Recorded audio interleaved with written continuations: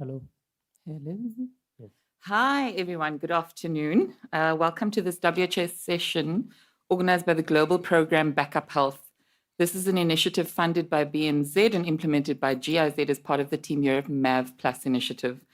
Today is a good day. We're going to take a step back and also a step forward, looking at what's changed in vaccine production on the African continent in a post pandemic world. As we know, during the pandemic, the COVID 19 pandemic, Africa really stood at the back of the queue for vaccines, life saving vaccines. And as a result, there was this call for African vaccine sovereignty. And so today we want to take a reflection of what progress has been made since then.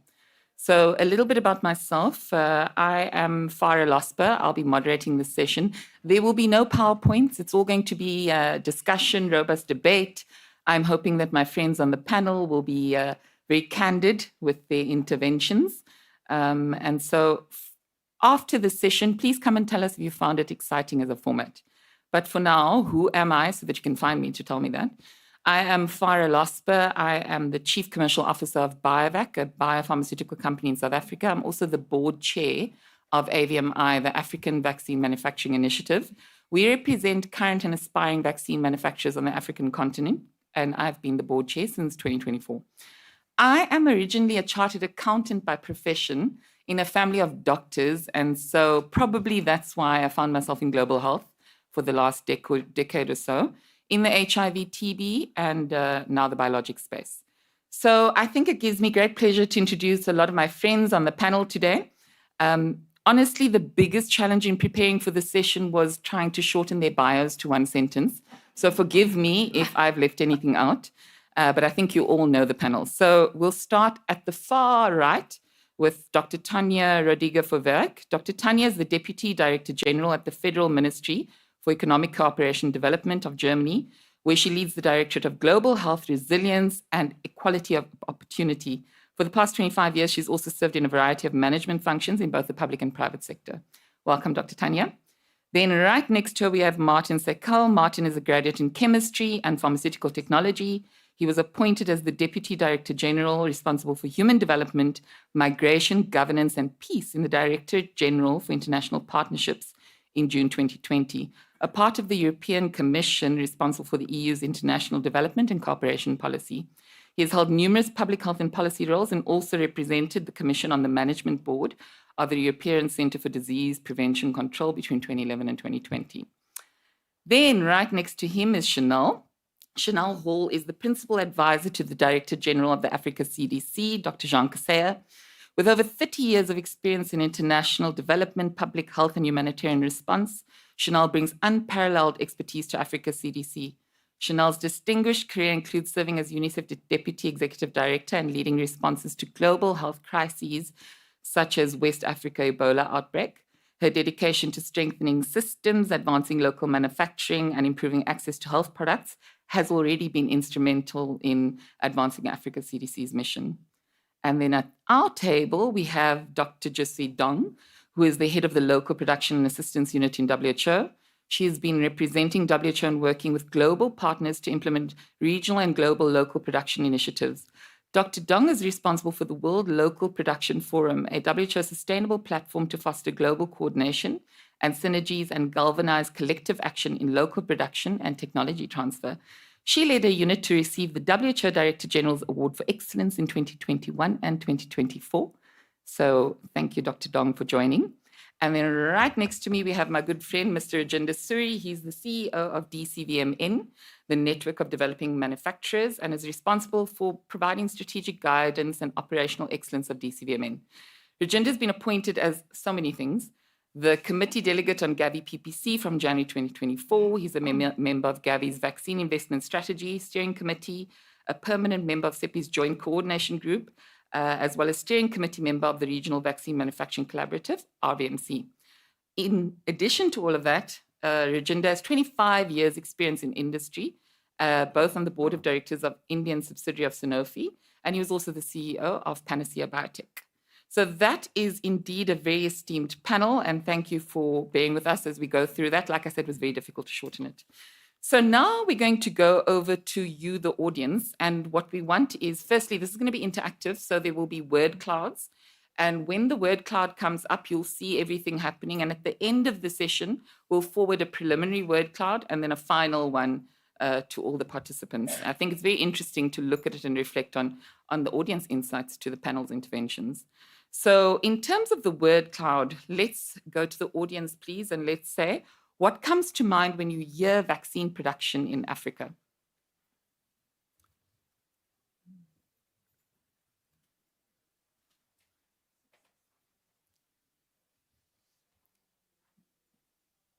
Once you've downloaded the QR code and you're able to access it. So the question is, what comes to mind when you hear vaccine production in Africa?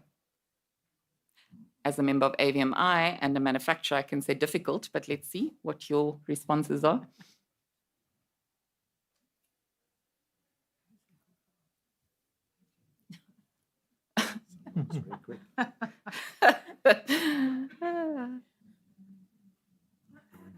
Impossible, not going to happen, wow, mismanaged.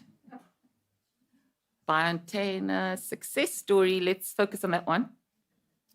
Strictly regulated, patents, health sovereignty. Okay, let's get a few more and then we'll go over to get the perspectives of the panel. Long way to go, fragmented potential, hope. Great. While this goes, I think, this is very interesting. And that's why it's always good to get the audience perspectives, right? We could be talking a bunch of things, but it's good to know. So I think I'm going to introduce the panelists' interventions now and go to some opening reflections. The title of this whole session is What Progress Has Been Made Post-Pandemic. So let me start with Tanya. And let me ask, from your personal perspective, what progress has been made post-pandemic towards sustainable vaccine production? And then we'll move down the table. Tanya?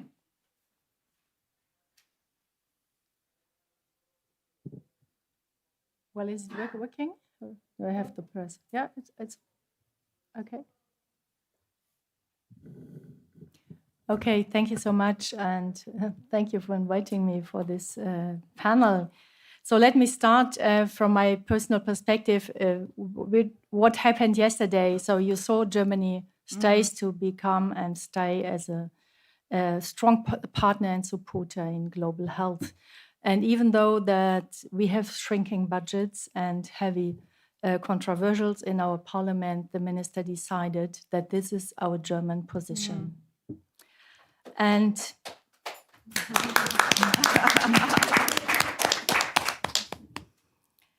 so nevertheless, on behalf of this situation, it is crucial to invest even smarter than we did.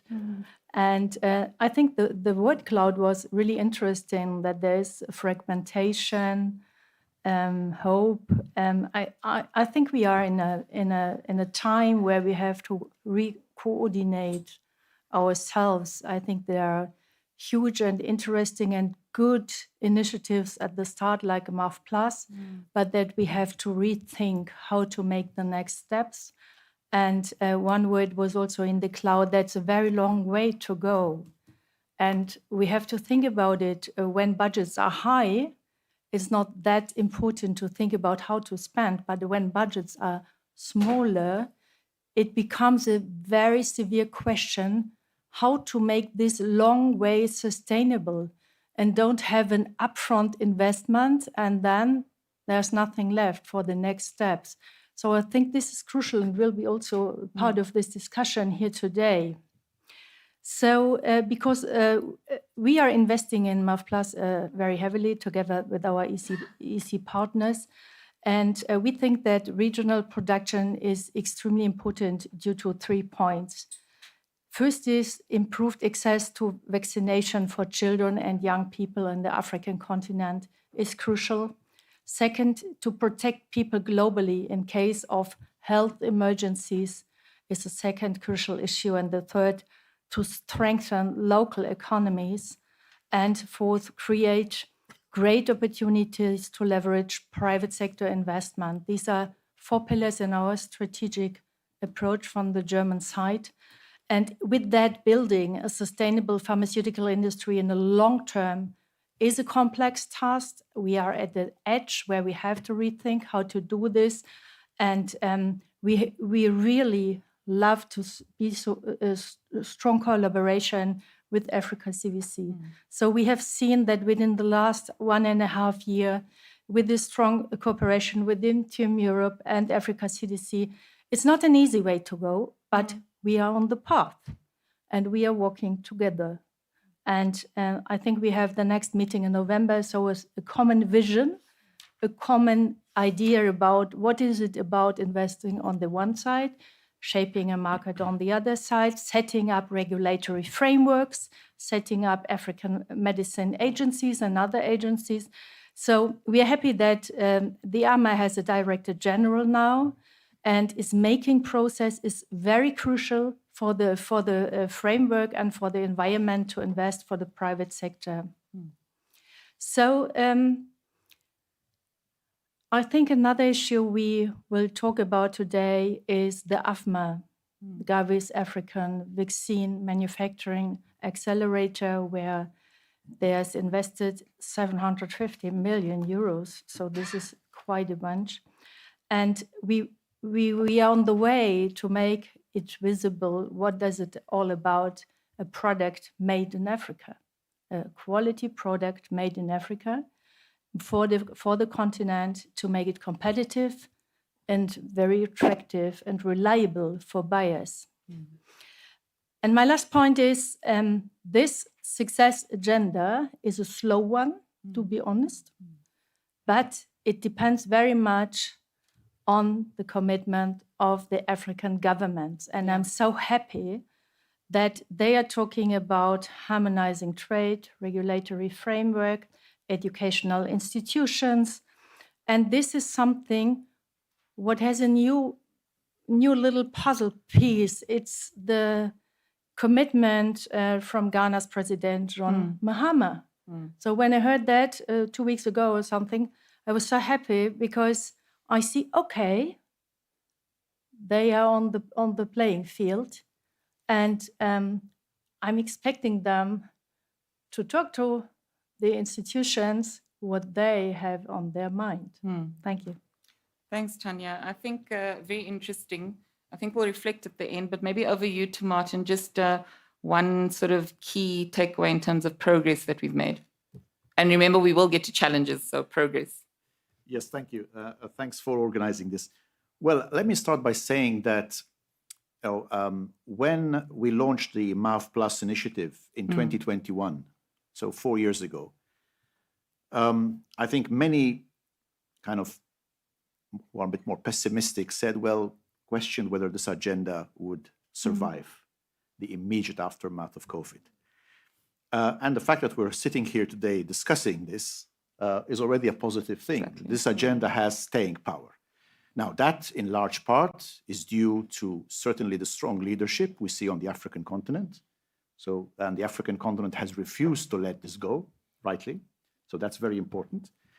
And I must say as well that we also, as Team Europe, we remain firmly committed to this agenda, despite, of course, all the other issues we have to handle on a daily basis, but we remain firmly committed. So what has worked? I think what has really made a difference is what I would call the power of partnerships. From the very beginning, it was clear that this was going to be a marathon, not a sprint, and that we needed to work together. And I will give 4 quick examples of how we used this power of partnership. First, we realized early on that there were some important gaps in the whole infrastructure that needed to be addressed urgently. One of those was, for example, how to support products going all the way from R&D all the way to manufacturing. There were simply too many gaps in the middle, and we set up the Human Development Accelerator, HDX, together with the European Investment Bank and Gates Foundation, precisely to address this gap. And HDX addresses the whole chain from R&D, manufacturing, provision, and distribution by addressing the financing gap. and de-risking and mobilizing investments. I mean, there are so many excellent ideas in the research world that still struggle to make it all the way to manufacturing. So we use the power of partnerships to also create new instruments where they were needed. Secondly, on the demand side, the market shaping, which we always knew and still is the most difficult nut to crack. It's difficult because there is a careful balance to be struck. On the one hand, over the past years, we've seen a consolidation of manufacturing in places where manufacturing can happen efficiently. And this has brought prices down, which is a good thing because lower prices mean more doses and more lives saved. On the other hand, if you have a consolidation which is too extreme, that creates risks. As we saw in the pandemic, what happens when export bans start going up when you have a crisis, but it could be something much more mundane. So we are in for many, for example, pharmaceutical ingredients, components of antibiotics, fundamental, we are down literally to 1 or 2 factories producing. This is extreme vulnerability. Anything could happen, an industrial accident, not to mention political issues, etc., and the disruption of the supply chain. So to help improve the market shaping, for example, Team Europe altogether pledged around 750 million euros to Gavi's AVMA. This is another example of a game changer, an innovative instrument to help incentivize local manufacturing. Third, we see also the power of partnerships in the regulatory area, which I think has been the strand of work which has advanced the fastest. Just a few years ago, there were only, I think, 3 or 4 African regulators at ML3, WHO ML3. Now there are 9, I believe. 9. And we have been supporting, as Team Europe, many of those who have managed to advance to ML3, and we will continue to support. We see the example of Rwanda, for example, that has, in a few years, built ML3 regulator. We see Senegal, in addition to others, and others are coming. This has made possible now the establishment of the African Medicines Agency, because to have an effective African Medicines Agency, it needs to be built around an initial strong core of national regulators. And there are at least 9 on the continent now who can form this first core and give birth to the AMA. And the final example I would mention is the WHO mRNA Tech Transfer Hub. There was a lot of discussion during COVID and in the immediate aftermath of how to achieve technology transfer.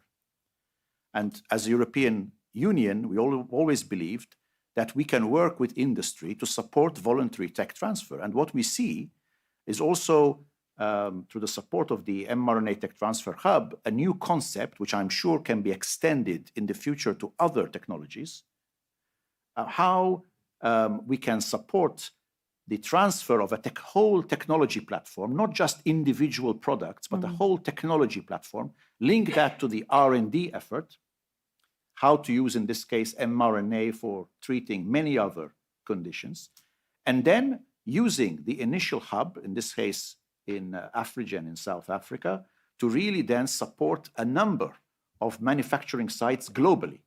So this agenda has become global. So I just want to give those examples, the power of partnerships when we not only acknowledge an issue, but work together to address it. Thank you. It's a consistent theme, I think, collaboration, partnerships. Over to you, Chanel. Very briefly, some of the key progress we've made. I think that's going to be tough since pandemic. It works. It just works. Can you hear me? Yes. Okay. So thank you. I think I'm going to adjust my what I'm going to say based on the cloud. But first, big thanks and sincere thanks to Team Europe, because your leadership and your investment has made a way.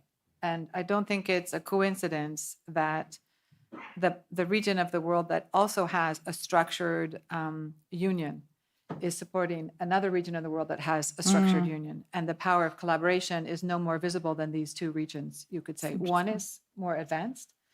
But just to say, it is a part of the reason why we have the hope, you can say.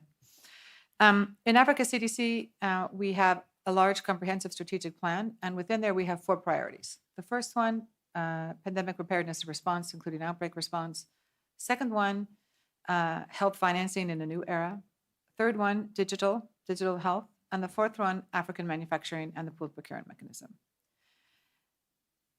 These are a matter of health sovereignty, health security, and also economics.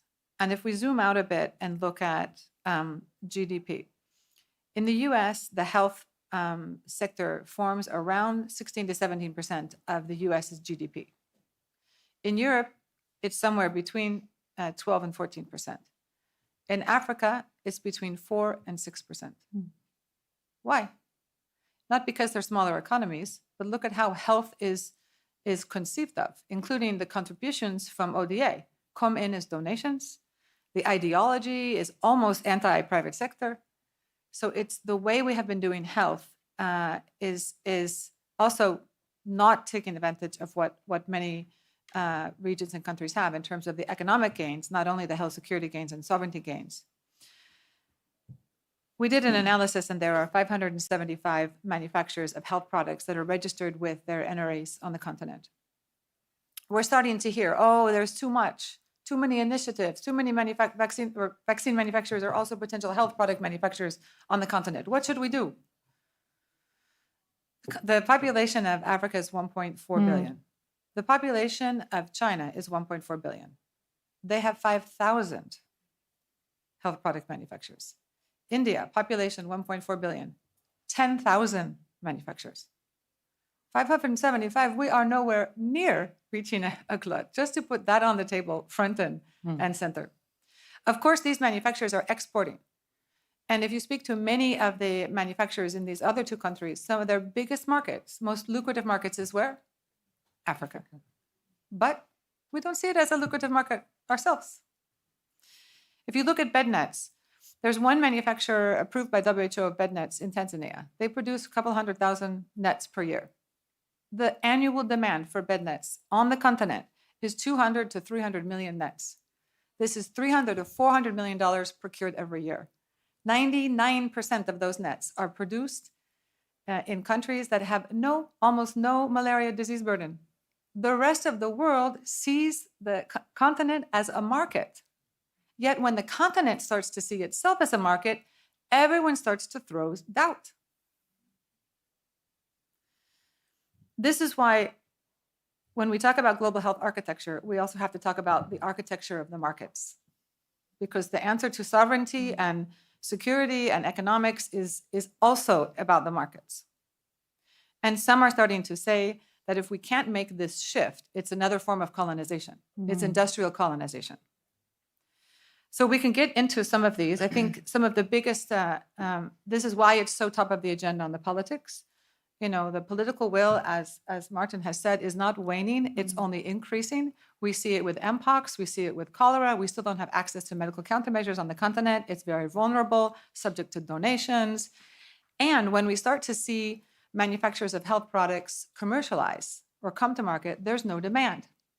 And one of the pathways to assuring success of vaccine manufacturers is ensuring success of diagnostic, therapeutics, ringer lactate, all of the health product manufacturers. If we cannot prove it with these products, we cannot demonstrate it with vaccine manufacturers. So for us, it's critical that any manufacturer that has a qualified product, that they don't have idle capacity if it's a health product. We have to find ways of commercializing them being commercial success. And the challenge is that the current manufacturers entering the market are entering a market that is very mature. Those in business know the best time to enter a market is at the market entrance. You get a price advantage. In global health, you often get bells and whistles. You might get an AMC, a subsidy, prepayments in order to accelerate production. You get all kinds of advantage if you're first to market. Now, most of these manufacturers are producing products and getting to market that are very mature. It's a lift and shift when economies of scale have been achieved by manufacturers elsewhere. So they're having to enter. It is the most toughest time to enter a market. This is why having the push side incentives is incredibly helping. But now that we start to see them making progress, we also have to have the demand side incentives. We have to be really smart about our market shaping interventions. And we have some ideas on this, and it needs to be very product and market specific. But this is where the biggest risk that we see. And it's serious business. This is not philanthropy. This is not charitable work. This is fierce competitive markets. And it is about economics and sovereignty and security. And we look forward to the discussion today. So thank you. Thanks, Chanel. It's interesting because we've gone through 3 of our 5 panelists, and they're actually weaving in the challenges as well as the progress, which it's hard to separate the two, right? Because everything that you do comes with other challenges. So I think let's reflect on it. But so far, what we're hearing is really collaboration, partnerships, a sustained political will despite pressing global matters. So let's hear from Dr. Dong. Dr. Dong, just progress that we've made since pandemic. Can you hear me? Yeah, good.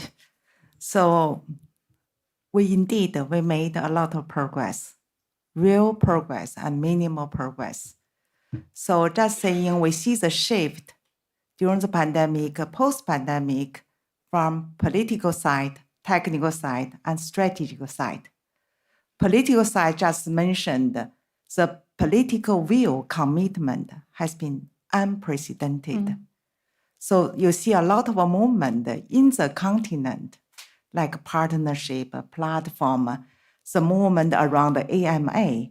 So the alignment among the countries' political willingness is also unprecedented. And also a lot of collaboration, just mentioned by Martin and Chanel. So there are so many platforms, we also realize that the private sector is such important in this entire movement, and all this in building the African vaccine manufacturing.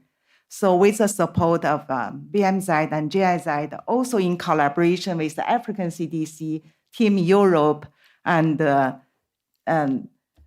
DG Interpa, and also a lot of partners, we built up this annual private sector engagement forum. We really built the platform where private sector not only can contribute, can debate and dialogue with the government, with other stakeholders. So technically, maturity level 3, they have more and more African countries reach this, before pandemic, very real. And the mRNA technology transfer hub.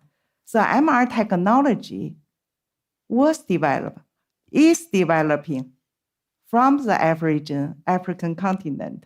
So you have seen more and more manufacturing, emerging manufacturing invested in vaccine manufacture. Of course, I agree with you. They still lack commercial viability. This we need to debate. We need to work on that for all this emerging manufacturing. I just stop here for the technique, but strategically I want to mention that because there are so many discussions, some concept become sharp to us. For instance, I mentioned field. You see, it's all this concept become unanimously or almost accepted by the global communities. For instance, you're talking about the pandemic preparedness. Then we realize, so scalable manufacturing cannot start from zero. Preparedness requires peace-type capacity. So now is the time we need to move. And you have the concept surge demand. Then we realize surge demands real surge financing. So you must be there mechanism, and you just need a trigger when the pandemic is coming. So you also realize, okay, national strategy. Also, you need to think about the regional production to benefit its full benefit advantages. So all this really build a stronger foundation. Let us move on. I stop here. Thank you. Thank you, Dr. Dong. I think to close on this period, this reflection on progress, Rajinder, what are your thoughts? Sure. I'll go back to Mentimeter. Somebody started with the word impossible. So, impossible, I try to split, and it says, I am possible. And I must thank Tanya for making this possibility happen by commitment of government of Germany. So congratulations and thank you very much. I think this is going to go a long way, because you said it's a long way to go. So we will go a long way. The second thing which is important is that, in my opinion, it is not a single factor which makes, a barrier or a success factor. It's a mix. It is a complex. It's a cluster of various factors which go to make it happen either way. And I must recall in last 4 or 5 years that we have been interacting with Africa. There are 4 clear factors which have definitely helped the way it should go. Thanks to African Union and Africa CDC, under their aegis, their leadership, 40 health ministers committing on the sidelines of World Health Assembly 77, a commitment for a continental support, a commitment not to compete amongst themselves, and a commitment to make sure that the regional security is ensured. I think this is a big achievement, and all of you, including me, should give a big hand for that. So this is something which is very positive, which has happened in Africa. The second thing which I think is important for all of us to capture is the financial commitment, which has come from various financial institutions, whether it is World Bank, IFC, whether it is MasterCard, whether it is Gavi's AVMA. I think these are, and thanks to Martin to say that 750 million euro was committed to Gavi, so $1.2 billion fund in AVMA is available for African vaccine manufacturers. That's a big investment to happen.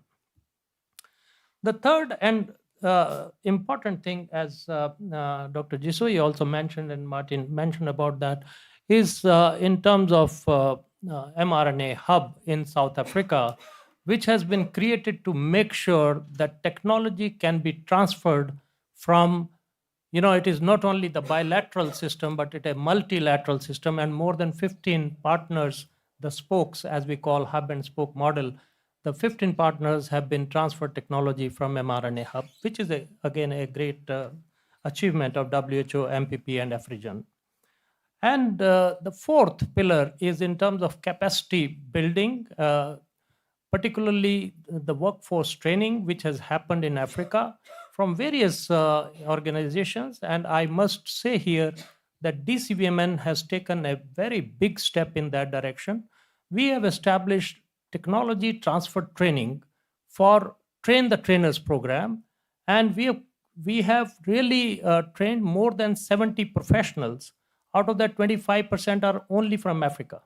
And one program was done exclusively for Africa in collaboration with Africa CDC to make sure that African continent is supported for the ability to absorb the technology and then to reproduce the technology, which is going to be very critical for Africa to be self-sufficient in the years to come.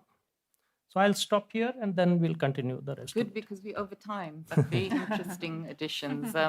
I think, look, I wanted to allow a little bit more time, not that I could stop Rajinder, but I wanted to allow a little bit more time because it's important that we take stock of the progress and that we continue to reinforce it, especially given the word cloud. I think it is important. So what I'm hearing is a lot about the partnerships, the collaborations, really, I think importantly, the increasing political will. So it's not waning despite all these competing pressures. Certainly initiatives such as AVMA, HDX, Team Europe's 750 million contribution to the 1.2 billion AVMA. The fact that AVMA has remained there despite Gavi's shortfall in in funding of 3 billion in the last replenishment. I think that's something else. mRNA Hub, Africa CDC's drive, and importantly, the ownership of the African Union member states. I think those are the positives and progress that we've heard. One that wasn't mentioned that I, as industry, we are very excited about is UNICEF's recent commitment to procure 20% of volumes from African manufacturers. This is a huge step forward. Now, how will we get there? That's still being worked out, but I think the signal is very important because African manufacturers need demand for sustainability, for scalability, so that ultimately they can compete. So now we're going to pivot to challenges. I'm going to redirect this flow a little bit because I think we have mentioned some of the challenges in the opening reflections. So what I'll ask is one short sentence, or actually just each one to probably just tell me the biggest challenge. And you can feel free to refer to the word cloud, but what's the one biggest challenge that we're left facing with? Now, obviously, there are many, and I think all of us are familiar with some of those. But maybe let's start with you, Tanya. What is one big challenge that we have right now?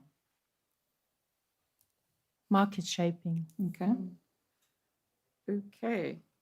Anyone want to build on market shaping? Pardon? No, I'm asking if anybody on the panel wants to build on market shaping. Chanel?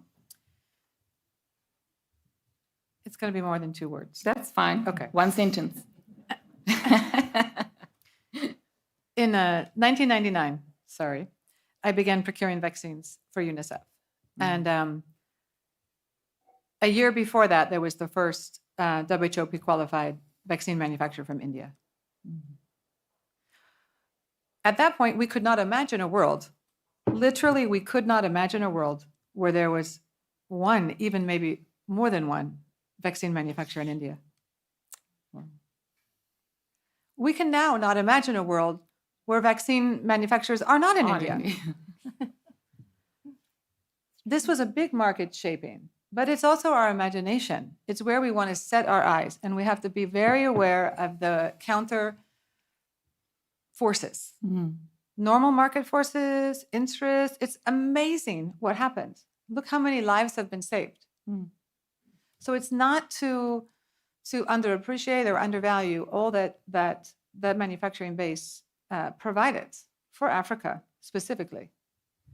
But if we sit here today and think that there's no hope, it's not possible, blah, blah, blah, then we've lost our imagination. We've lost our history because in 1999, in 2000, we were in a vaccine crisis. Milut knows. Milut, raise your hand. We had global stockouts of DTP, tetanus, the basics. The world was in crisis. So I just want to put on the table that it's more than possible. It's absolutely possible. And yeah, we have to problem solve and find solutions with market interventions, and we can do that. But we have to know there are more counter forces now because we're disrupting a market. We know at that time there was a divide. The MNCs chose to go to their next generation of vaccines. This is why there were shortages that moved to producing not wholesale pertussis, but acellular pertussis, and so on and so on and so on with all kinds of vaccines. So that the pathway for the emerging manufacturers to enter the market was more just about them get their own capacity, right? Like most of the things we spend our time talking about. Is there good regulatory? Is there this? Is there this? All the enablers. At this point, the existing manufacturing base isn't going away. They're not pursuing the next generation of vaccines. They're there. So it is a disruption. That's why it's fierce business. So the market shaping is critical, and we just have to be smart. Thanks for that, Chanel. And Tanya, I couldn't agree more as a manufacturer with that hat. I mean, I think market shaping is the most fundamental, and it's good to hear, Chanel, that it's not only possible, but it's within our gift to create, right? So, Martin, biggest challenge? I mean, the market shaping is a bit more complex because of it's compounded by another issue, which is the financing element and the dependency element. Many African countries, far too many, are dependent on external funding for their vaccination and indeed many other medicines, etc. And therefore, there is an issue here because many of these international organizations, global health instruments, are now facing major cuts in their budgets. And so the pressure to source from the cheapest Yeah. possible sources will increase. So this is one conundrum we have to address. And of course, as I said before, this is not about promoting some autarkic vision where Africa will produce everything that it needs. It's about trying to get the best of both worlds, keeping the advantages of lower global prices, at the same time increasing diversification of supply. So that's, I think, the challenge. And I think we haven't yet found the right balance between these two imperatives. Absolutely. I mean, Martin, it's like we were speaking yesterday. I mean, I think the biggest challenge here, especially if you look at the Gavi cuts, right? Gavi has had to make cuts because they haven't raised their sufficient, in terms of replenishment. And so if you look at those cuts, the challenge is going to be how do you preserve healthy markets in terms of innovation, in terms of supply diversification, whilst putting control with countries and sort of incentivizing lowest cost. It's exactly that. So I agree with that is the biggest challenge. Chanel, over to you.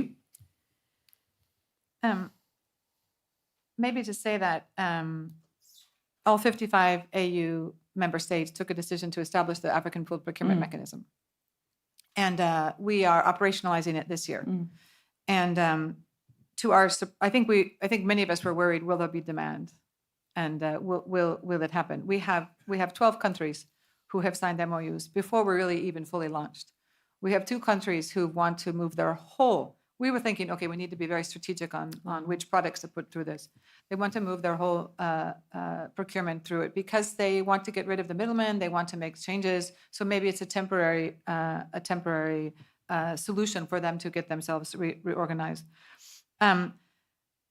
So I think that, I mean, now I'm on hopes. I kind of did reverse. Whatever you ask me, Farah, I took the opposite, apparently. I'm sorry. But this has been really, of course, it's a challenge to create a new mechanism, for sure, as we know. And we're also seeing them wanting to put their money through this mechanism, which is, of course, we could talk a long time about increase in domestic finance and just the whole era of finance. But 2 of the countries, there's no ODA. It's 100% their budget. And one of the things that we speak with them about is this preference. So most African countries have a procurement preference for domestic manufacturers. And there's even a price premium, maybe between 10 and 25%. But still, ministers of health said, we don't want to treat fewer patients because we're paying higher prices. So now we're trying to shift the discussion to be around an industrial policy so that no line ministry is punished for this differential.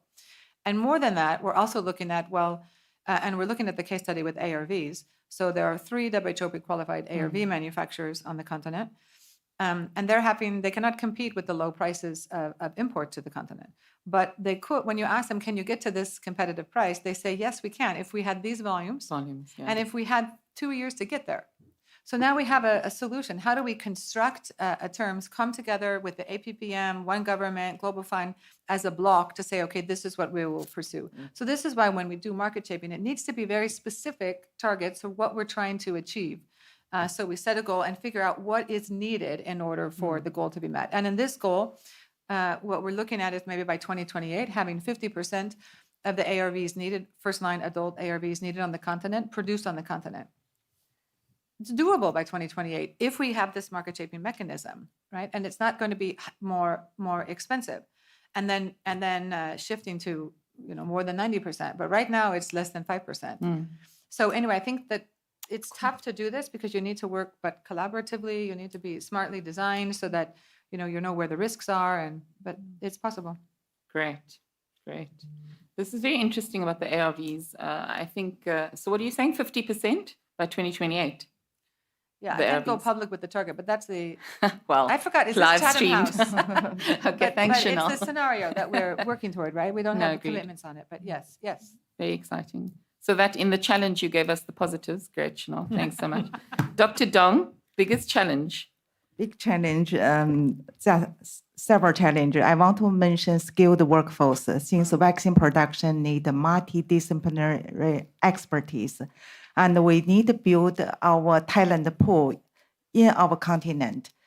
This is why a lot of agencies invest a lot of effort in skill development, like African CDC have this it's called RCCN network, right? And Rajendra just mentioned the DCVM also invested in the training technology transfer. From WHO point of view, we also established this WHO biomanufacturing workforce training initiative, which have 3 levels. First, establish existing and our routine training program, like GMP training marathon, week of quality. Since 2020, by these 2 programs, we have trained 12,000 professionals, and 30 to 40% are from Africa.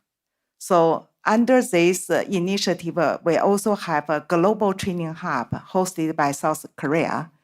And also we are establishing the regional training center. So you can see this architecture: global hub, regional training center, WHO targeted training will provide more opportunity for the African continent as well as global, all the different regions to train their expertise. Great. Thanks, Dr. Dong. Rajendra? Yeah, thank you. As I said earlier, there is never one factor. So you just heard 4 factors, which are challenges, and I will add 2 more, not one on my behalf and one on your behalf. Thank you very much. Appreciate it. Yeah. You see, we are talking of capacity building in Africa, and we have been talking from last 4 years. I was told in very beginning, I was working very closely with the team, consulting team who was working on that, and they told me that we can manufacture 6 billion doses of vaccines in Africa. I said, then you don't need any support. I mean, if you can manufacture 6 billion, you are done. You can supply the whole world. So finally, we have landed up somewhere close to 2 billion doses of drug product. What happens to the drug substance? And unfortunately, so far, there is a very big imbalance between the drug substance and drug product. So tomorrow, God forbidding, if there is any public health emergency of international concern, you will be exactly in same space as you are today. Because there is nobody who is going to supply you drug substance. Everybody has to cater to their own population. So I think this is one of the biggest challenges that we need to really address. And my focus is on Chanel to take a clear look on drug substance capacity. The second or the 6th one, I would say, is infrastructure. Unless you have a complete infrastructure, whether they are roads, whether they are airports, whether there is water supply, good water supply is the basic minimum for vaccine manufacturing, and huge quantity of water is required. So unless we pay attention to these complex issues, we are not going to address issues in Africa. Thank you. Thank you, Rajendra. So that is some of the challenges, which it's interesting. I think what we're hearing is market shaping and the need for market interventions that are fit for purpose, but also fit for future. And how do we challenge the status quo with some significant headwinds? APPM in terms of creating a new mechanism, whilst there's a lot of opportunity, it's also a current challenge. Financing and the dependencies, especially in light of the big and significant global funding cuts. Pressure to source the cheapest but still maintain the focus on innovation and diversification of supply, skilled workforce, infrastructure, and I think, Rajendra, I absolutely agree. Until the continent owns its own assets and becomes the technology transferors of the future, we will be in trouble. So we do need to continue the focus on building capacity for drug product, but also focusing on drug substance and development and R&D. So those are some of the challenges. Now, before we segue or pivot to solutions, although Chanel has started with the solutions. Before we pivot to solutions, I think let's just have a quick fire round with 1 sentence per panelist, which basically is talking to myth busting. So When we talk about Africa, sustainable vaccine manufacturing in Africa, what's one misconception you've encountered, and what's your views on the misconception? Why is it a misconception? Let's reverse it and start with Rajendra. Okay. In fact, I think there are 20 listed here on this. Good, if very you- good. Yeah, if you see here, I think it was started with it is not possible. It was started with something like that. It will never happen. It can never happen. Mismanagement, all that stuff. I think these are misconceptions about Africa, which we need to really pay attention to. We need to know facts, and particularly facts which have changed in last 4 years. Africa has undergone a tremendous change. A lot of water has flown under the bridge, and I think we need to be mindful of what positive changes Africa has really registered. Very good, Rajendra. Dr. Dong, misconception? Actually, I want to mention impossible, but my friend already mentioned. I changed another one, technical one. Misconception saying WHO pre-qualification is too high, is too strict for African manufacturer. And so this, I think, is a misconception for me. Thank you, Dr. Dong. Chanel? Many things come to mind, but maybe one thing is that things need to be in place in order for the private sector to thrive.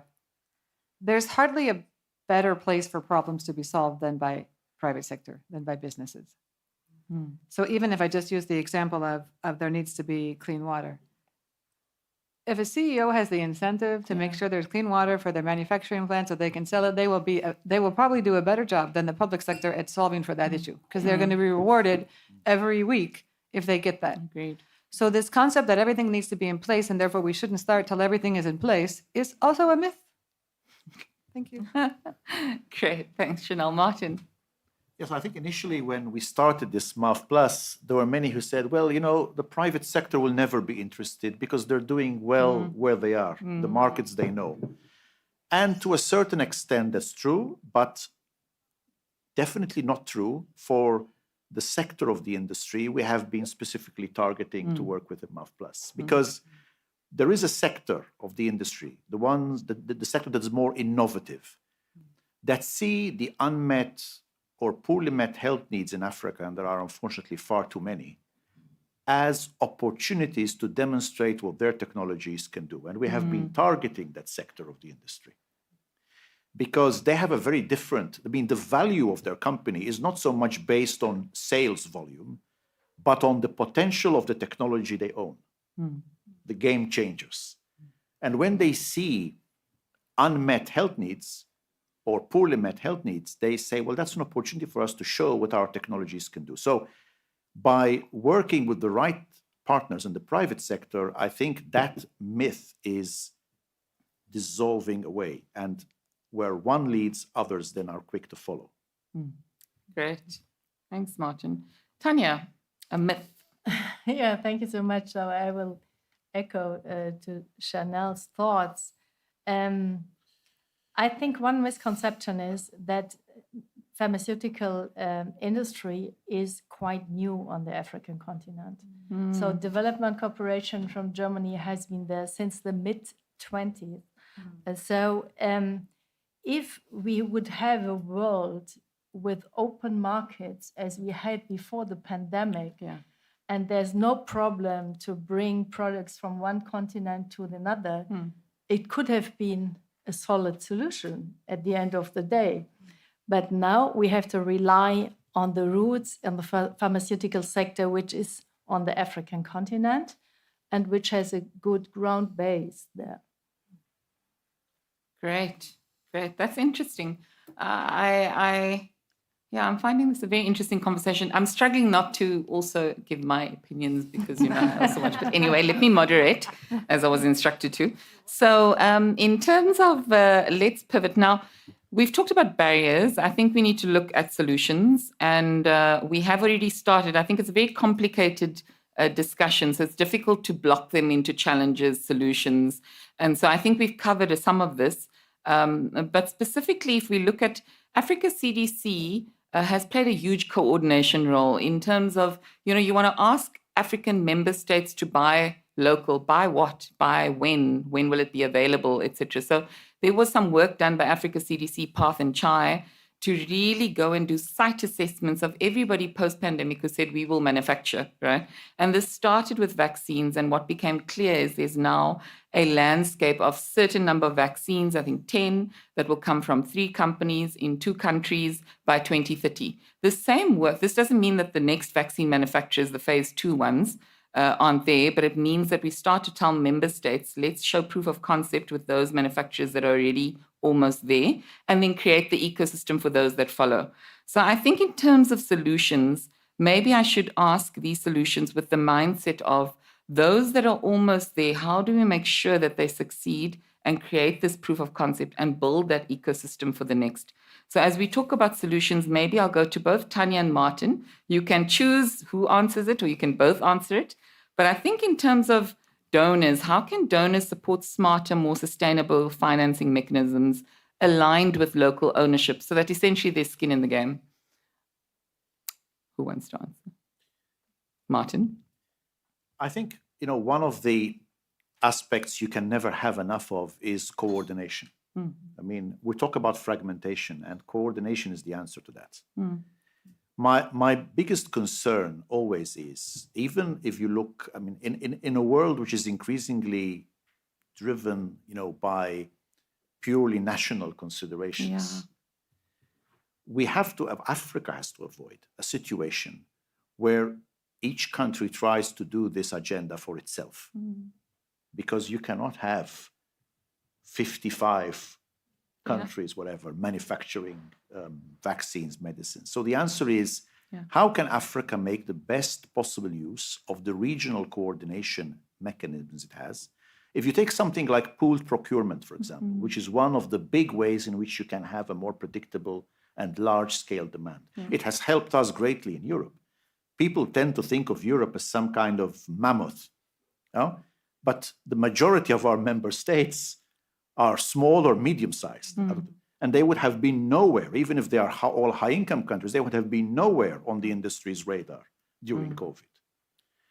They were on the radar because they were procuring as one. Now, Africa has the means to do this on an even larger scale, because it's an even larger continent.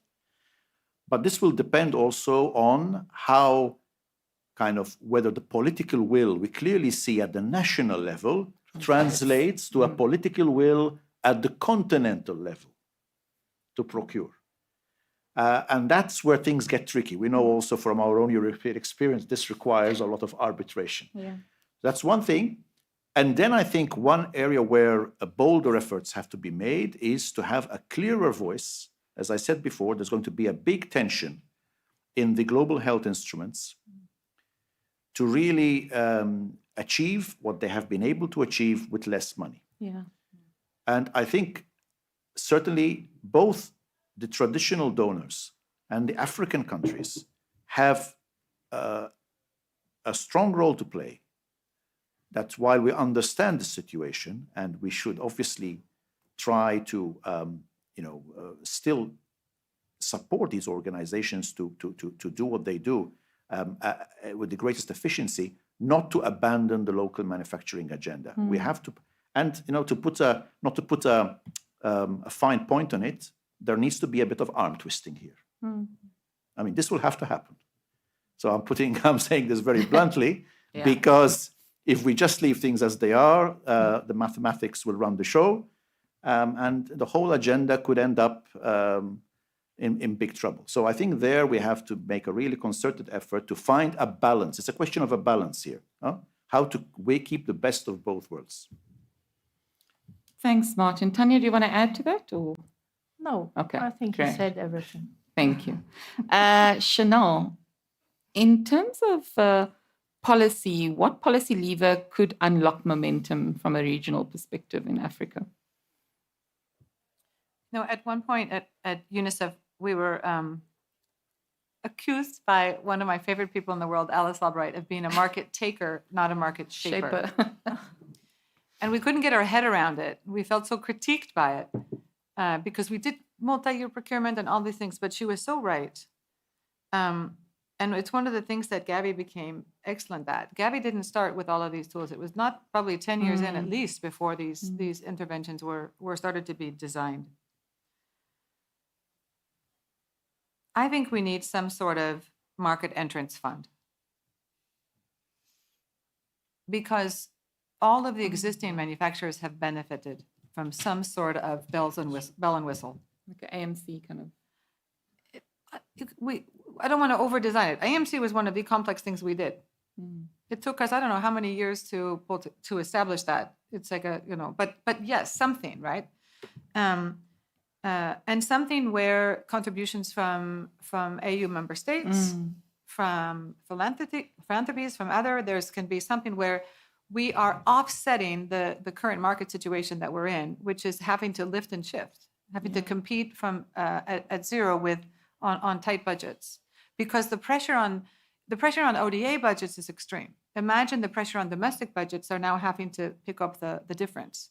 So we need somehow to attract, I don't know if the right word is, but something that can be very smartly and astutely, it cannot be a windfall, it cannot be a slush fund at all. It has to be really smartly deployed.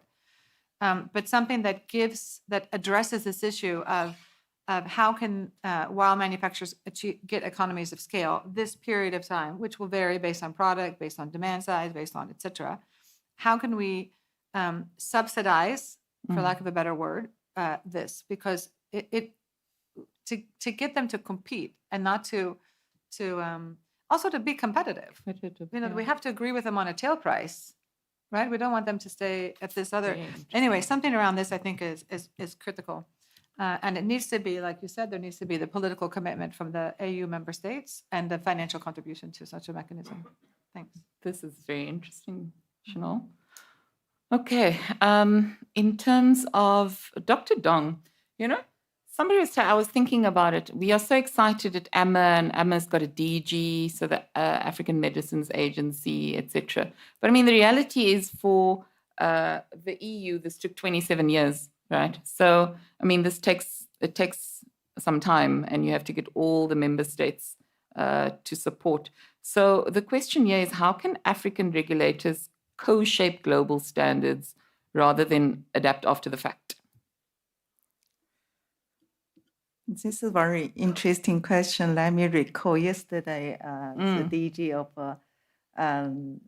Jan Kazai said now it's time for Africa to co-create, right? Not just being invited, co-create the global health architecture.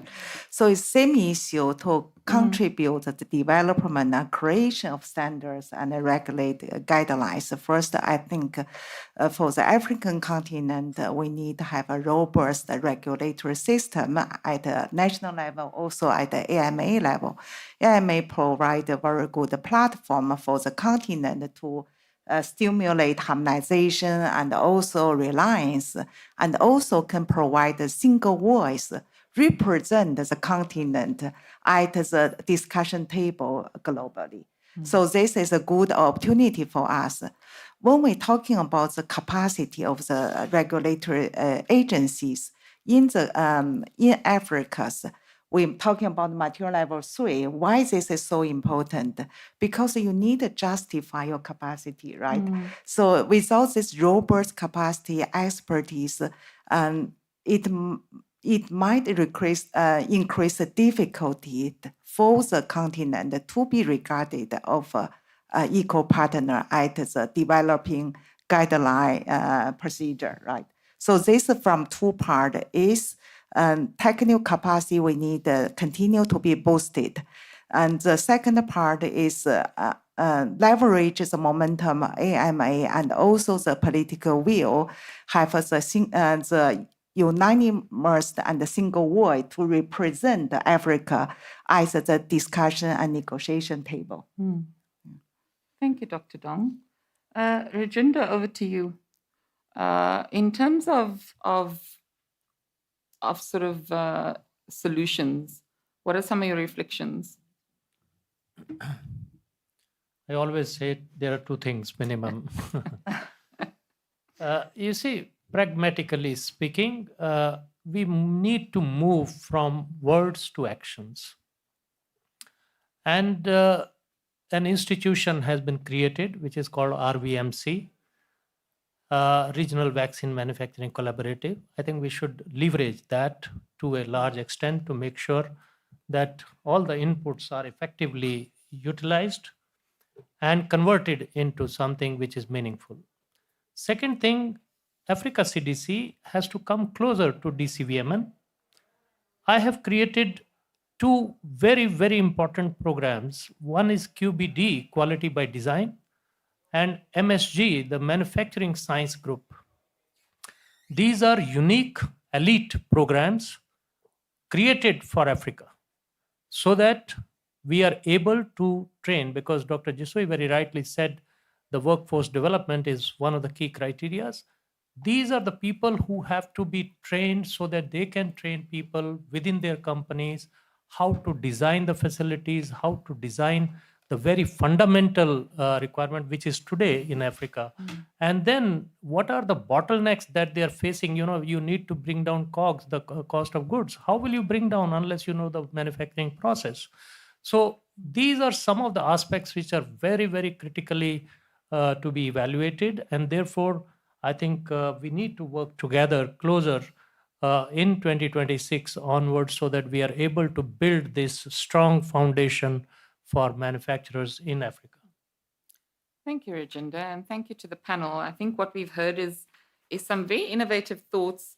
Of course, the coordination, the country-level political will from national. I think the clearer voice, how do we do more with less, that we need to not abandon the local agenda.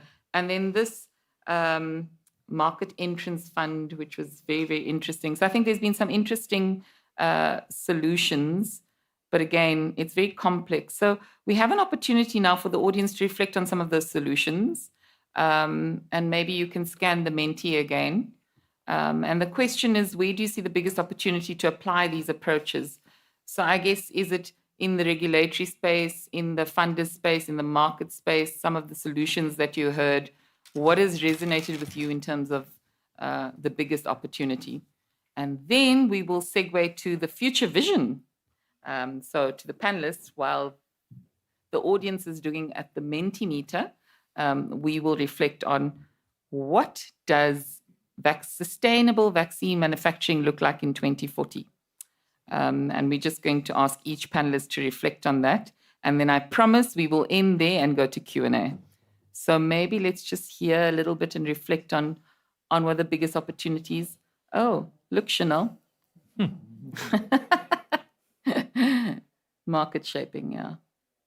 I think for sure. And that's why I think industry has really welcomed the Gavi AVMA and the donors who supported AVMA, which we know is a significant part is from Europe, Team Europe support for AVMA. And that's why we continue to try and make sure that AVMA remains fit for purpose in a changing landscape. So I think let's move on to the future vision. In the interest of time, I do want to allow at least 10 minutes for Q&A. So when we look at 2040, vaccine production on the African continent is thriving. What does that look like and how did we get there? Who shall I start with? Do you want to volunteer? Anybody? Tanya? Yeah, I want to volunteer because then I have to leave for the next Okay, meeting. great. So my vision for the 2040 year is that there is a kind of a single market, like we have it in the European Union for products, that there are no trade barriers between countries, and that goods can flow from one area to the other as well as workforce. Lovely, lovely. Thanks, Martin. Well, I mean, Africa has already a number of instruments it could utilize, I think, to a greater extent. For example, the African Continental Free Trade Area. And health products should be certainly among the first to benefit from this. So we also have another interesting development, which is the arrival of new technologies and new production methods, which are perhaps better suited to the health needs of the continent. Africa's health burden is characterized to a larger extent maybe than many other continents by fluctuating demand because of outbreaks. Now, this is a very challenging business model. as opposed to childhood vaccinations, which are very straightforward. I mean, you can calculate how many millions of doses you need to vaccinate. But with diseases like Mpox, cholera, Ebola, Marburg, which fluctuate and hopefully will never become a constant reality, but it's very difficult with kind of the traditional production platforms to basically establish the demand. Whereas there are technologies and production methods, and I think we see a lot of innovation in those, like for example, the whole biocontainer approach, where you can rapidly pivot from producing one vaccine to a different one. And that's perhaps better suited for Africa's needs. Of course, you still need the other vaccines, but those can be, I think, catered for by the traditional methods. So I think we see a combination of things, and hopefully the final part of the puzzle will be completed by having a fully functional AMA, basically with its recognition, with its authorizations recognized across the whole continent. I think that will be another game changer, which would greatly help reduce this perception and reality of excessive complexity in the continent, which really acts as a big disincentive, I must say. So removing that obstacle will do a lot. Thanks, Martin. That's really exciting. Chanel, 2040, what does it look like? How did we get there? Thanks, Tanya. So according to the demographers, there'll be around 2 billion people on the continent, up from 1.4. And unlike most other regions that are decreasing in population, so the market size will be larger. So even when we conceive of the necessary installed production capacity now, think about it with the increase of 2 billion people compared to 1.4 billion, which also should alleviate some of the concern of, oh, this is going to be a shrinking market for importers. There will still need to be importers. Let's be clear. So that we will have achieved the goal of 60% by 2040. It's 15 years from now. I'm going to go back to in the year 2000 when we had one Indian vaccine manufacturer, 0 Chinese manufacturers pre-qualified. By 2015, we could not have conceived of a world without them. Here we are.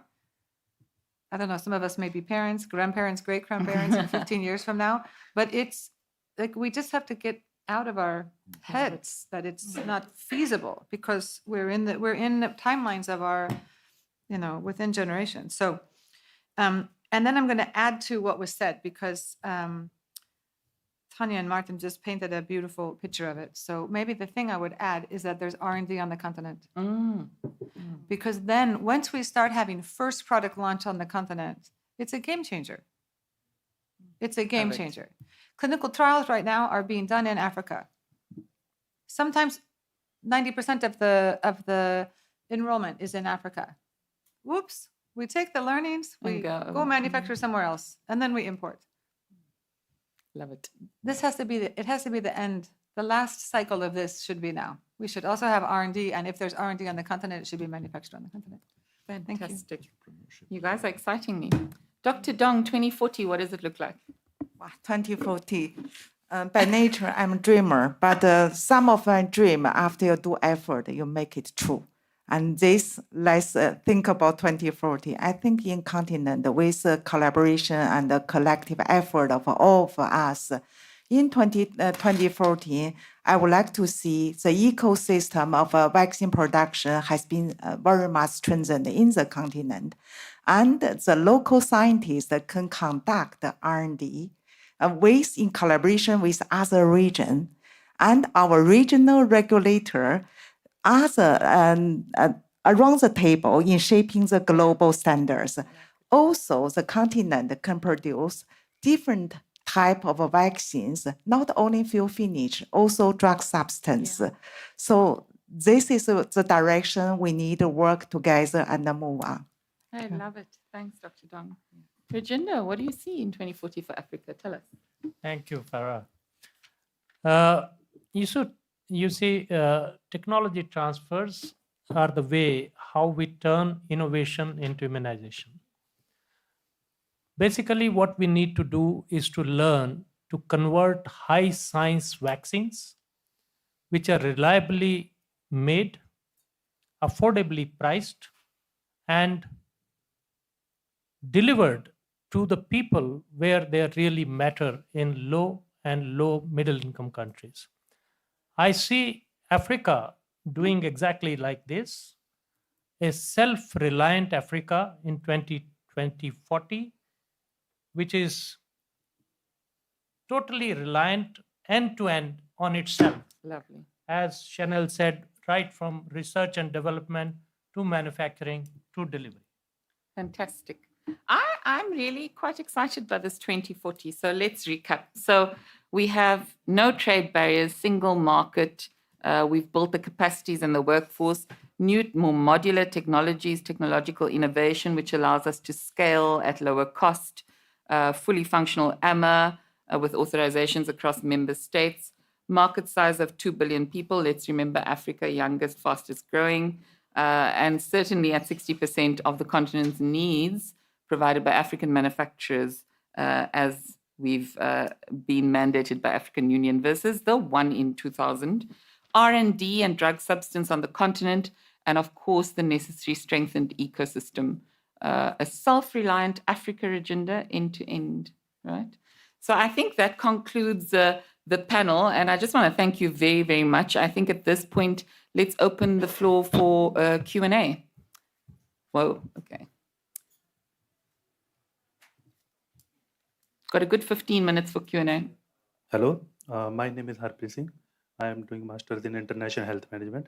My question is to Martin and Chanel, as I looking your forward vision for the 2040 for Africa. But I have a ground reality because few of my friends are working in Africa, because Africa is a cluster of countries. And most of the coastline countries, when you can see there is a lot of bribes in the politicians, and they are not willing to run some manufacturing plants there. So instead of bringing the new one, the Europe should also pay attention to the running one, because as my friend told me, within the 2 years, there are 4 and 5 running plants are already vanished. So it is also mandatory for the putting so many funds into the new one and like giving them the technology and modern things. The running plants should be also the hope to get the vaccines and the normal medications. Go ahead, Martin. Yeah, I think one of the points, and thank you for the question. I mean, one of the points which is important for everyone to realize is that the manufacturing of vaccines or pharmaceuticals is an industrial activity, and therefore is also influenced and linked to the overall macroeconomic and political and business climate of the country. So countries that wish to become hubs of manufacturing should pay very careful attention. It's not just a health issue. Ministries of industry, governments as a whole need to be aware of the macroeconomic and business. And we see some good examples of this in the continent. Again, we should not generalize, because we do see some success stories. And I think, but it is a fact. So we cannot think that the health industry is any way different from any other industry. It lives and dies by the same rules to a large extent. Thank you. Next question. We need some mics. Thank you. Fascinating discussion, and I share lots and lots of your dreams. But I want to ask whether you're also considering how vaccines manufactured in Africa will be accepted by the African populations, and whether anyone has given this some thought and also possibly some strategy. If I could, because this is a question which arose, I was quite intrigued. Soon after we started this agenda, an African official who was very much involved in it said, look, it will be important for us also to have authorizations to export to Europe. And initially I was puzzled. I said, why we're trying to do this? He said, well, we will have to win the trust and confidence of our population. And he said, one of the ways we can do that is really to also export part of our production. Because if it's good enough for the rest of the world, it's good enough for us. Wow. Now, this shows that there is, I'm not saying this is the solution, but it shows that we have to pay attention to perception. And here, the reality is, and coming from a country that was a colony, so my own country was a colony, I understand there's a lot of sometimes skepticism about domestic production. Is it as good? We have to overcome this. And I think this will be another task on AMA's shoulders. AMA, I think, can do a great job to really maintain the highest possible standards in Africa. But I think it would be a mistake indeed to see that African production would be just for Africa. I think Africa should do what India, China, Europe itself have done. Basically, produce for its own needs, but also for the rest of the world. Why not? That would also help with the business case. I think it would be a mistake to think that we're just kind of putting this in production in its own pigeonhole. That would be, I think, a mistake and send the wrong impression. Actually, there has to be, concept of one quality. If you are manufacturing with one quality, which can be exported, which can be used within the country, the trust will start developing. Trust is not something which is going to happen in one day. It is going to take time, but certainly this is a step forward, and WHO pre-qualification becomes a gold standard in quality assurance. So once you say that the product is WHO pre-qualified, automatically you start feeling that this is good for your own kids. To a large extent, yes, but yes, no, I agree with you. I agree with you. I come from that background, so I can fully appreciate. Chanel, you wanted to add? Yeah, just to say that when we first started importing Indian manufactured vaccine, we had some of the same thing. So, but of course, there's a quality standard, and it quickly went away. The problems with it, and again, Maulud, sorry for referencing you again. The where we saw some of the biggest concerns about it was where there were competitive markets. So it's actually from the protective nature of it, not so much from the citizens themselves, but from people over time. There were times when we were using polio vaccines, and they felt it was manufactured in Europe was a problem, and then we started to need to use vaccines manufactured in Indonesia for different reasons. So these things happen from time to time, but trust quickly gets built when there's not an increase in adverse events. For routine vaccines are used on a daily basis. So as long as the quality is there, the trust gets built very, very, very quickly. So I do not think this is an issue. I think that it's a little bit. This would be a myth, I would say. As long as we don't have major adverse events, or as long as quality is maintained, then I think we don't see it as a big risk. We see it as hypothetical. Yeah, and I think, as Martin was saying, the perception, right, which we would need to manage over time. Martin? Having said that, I fully agree, but one has to be aware that especially with vaccines, there is a whole undercurrent of vaccine skepticism and hesitancy. Increasingly so. Which is global. It's no longer a phenomenon just in Europe or North America. It is, and I'm ashamed to say, but because our European languages are well understood all around the world, we also export our vaccine hesitancy. So we have to be, and strategies need to be put in place to deal with this. It's not just enough to produce, not enough to even to produce at the highest quality, but to explain all of it. It's a very complicated task, manufacturing of vaccines and medicines. And most people it needs to be explained what is being done to ensure the quality, how approval processes take. I know this is seen to be boring technical detail, but it's not boring technical detail. It's essential. We live in a world where we need to know how things are done and how decisions are actually taken. And Africa should learn from what has happened in Europe and North America in this. Thanks. Should we take two more questions? Who's got the mic? Sorry. Hi there. I'm Constance Ajudenfi, a GNIZ PhD student from Ghana. My question is an add-up to Prof. Kaman's question. It's on the doubt surrounding effective and efficient manufacturing of vaccines in Africa.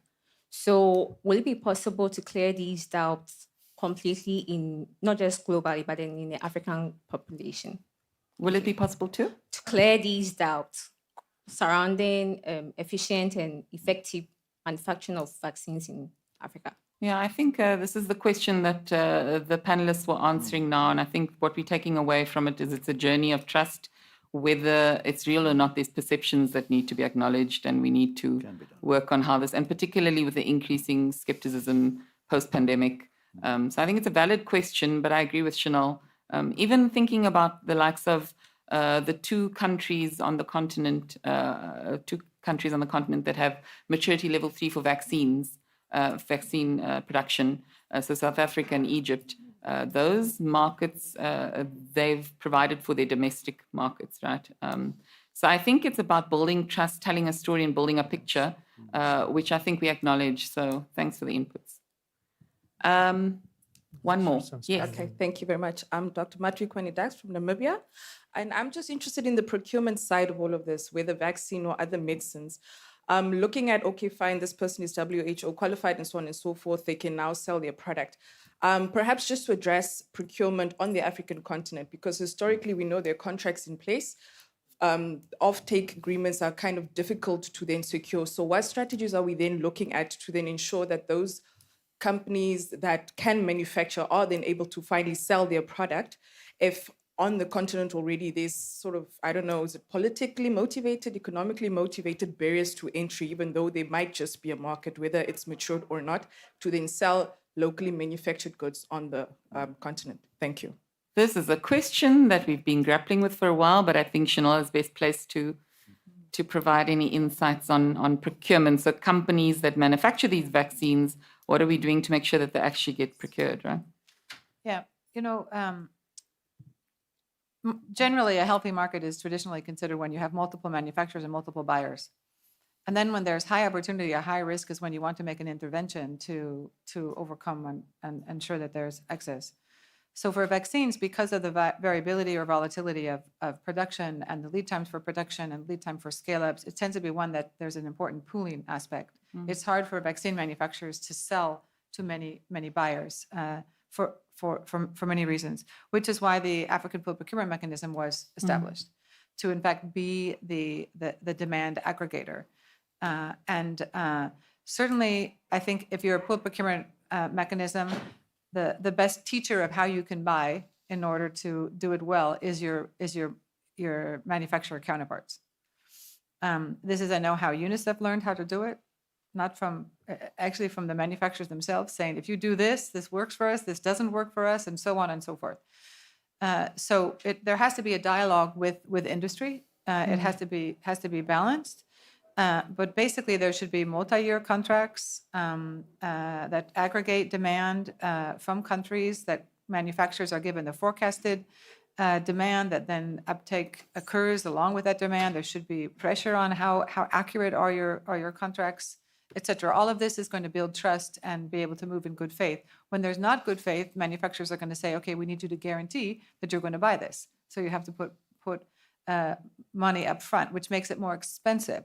So the buying process has to be very solid, very mature, very capable of representing a demand and responding to the tough side of vaccine manufacturing.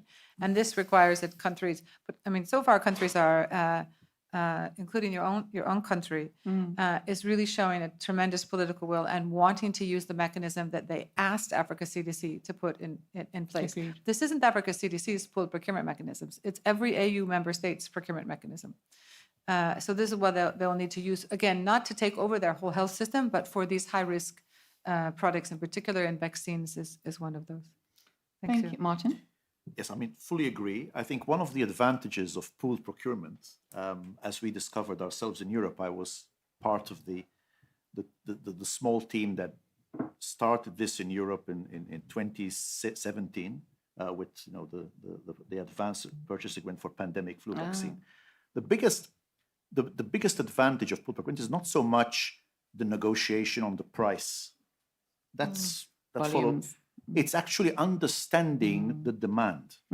So the most kind of difficult things to get right were, for example, which categories of the population need to be vaccinated first? How many doses will you need by week 3, week 4?